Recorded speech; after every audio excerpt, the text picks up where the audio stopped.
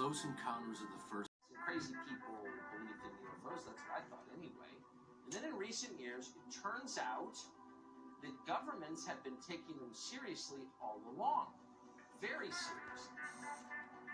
Not watched Unacknowledged? What is Unacknowledged? You gotta watch Unacknowledged. What is that one? Okay. You gotta watch Unacknowledged. What is it? You gotta watch Unacknowledged.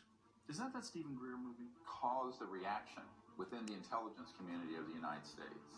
And so what the major media has begun to do is to cooperate with the intelligence community in reporting all this information out, but with this peculiar spin, very subliminal at this stage, that it's a threat.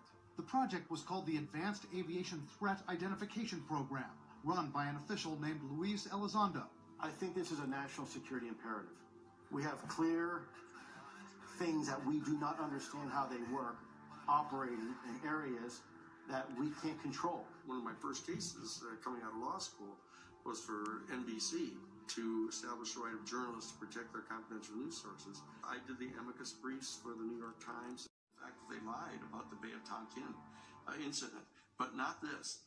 Even the Air Force Office of Special Investigations Officer Richard Doty admitted that he would bring bags of cash to national security editors in the major media to get their cooperation in this narrative. So every news agency, every television, radio station in the Albuquerque or Santa Fe area had our snitches in there. So we knew, and we paid them. We paid them good money.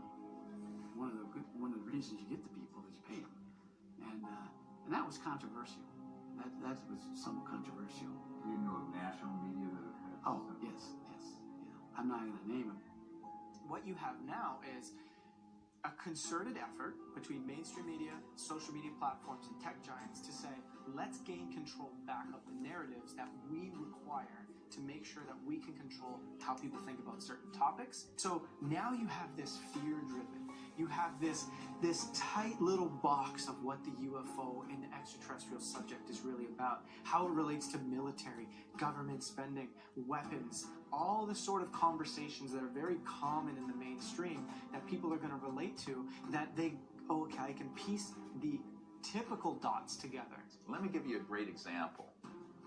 If you look at a lot of the disclosure project materials, which is beyond the scope of this film, we identified dozens of people who were at intercontinental ballistic missile, nuclear silos, nuclear weapons areas, who had had UFOs come in to those areas, surveilling them, but in some cases rendering those missiles unlaunchable.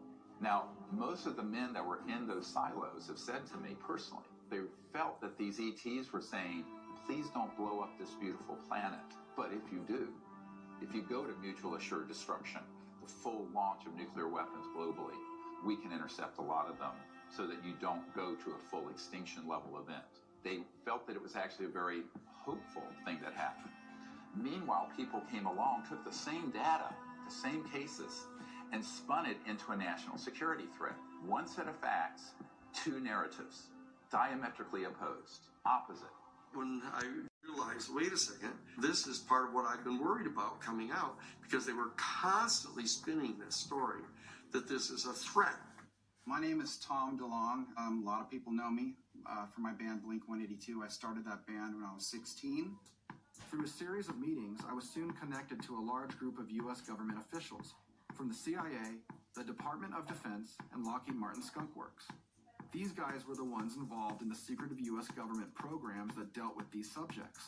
What's happening is the To the Stars Academy people, who are all, Jim Simi Van, who's there, the chief of covert operations, domestic for CIA, which in and of itself is totally against the law.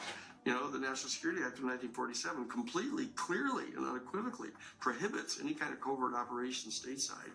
But here, that's who he is.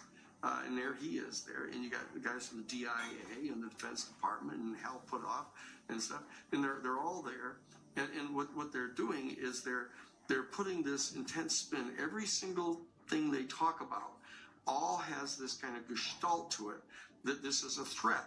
And it very well could be a threat. It's a threat to our national security. It's a threat to our airspace. It's a threat to our sovereignty. It's what it is. It's a threat to our dominion over our own planet. And of course, they think that's their job.